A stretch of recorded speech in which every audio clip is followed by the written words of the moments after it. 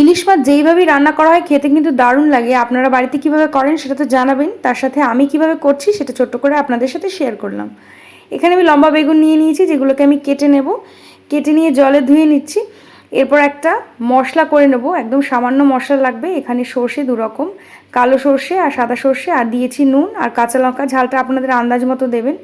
গ্রাইন্ডারে আমি একটা স্মুথ পেস্ট করে নিয়েছি। এরপর এখানে বেগুন আর মাছটাকে দিয়ে একসাথে নুন, হলুদ আর কাঁচা সর্ষের তেল দিয়ে ভালো করে মেখে আমি রেখে দেবো। অন্যদিকে কড়াইতে আমি এখানে সর্ষের তেল দিয়ে দিচ্ছি। সর্ষের তেলটা ভালো করে গরম করে নিয়ে এখানে কালো জিরে ফোড়নে দিয়ে আমি মেখে রাখা মাছ আর বেগুনটাকে দিয়ে দিলাম। দিয়ে একটু হালকা হাতে নাড়িয়ে নিয়ে এখানে 3 কাপ মতো জল দিয়ে দিয়েছি। এরপর ঢেকে 5 মিনিট রান্না করব। 5 মিনিট পর ঢাকনা সরিয়ে নাড়িয়ে চাড়িয়ে এখানে আমি সর্ষের পেস্টটাকে দিয়ে দিলাম। দিয়ে আরও কিছুক্ষণ 2 মিনিট মতো রান্না করে নিয়ে নামানোর আগে কাঁচা লঙ্কা, ধনেপাতা কুচি আর কাঁচা সর্ষের তেল ছড়িয়ে নামিয়ে নিলাম। কেমন লাগলো সেটা জানাবেন।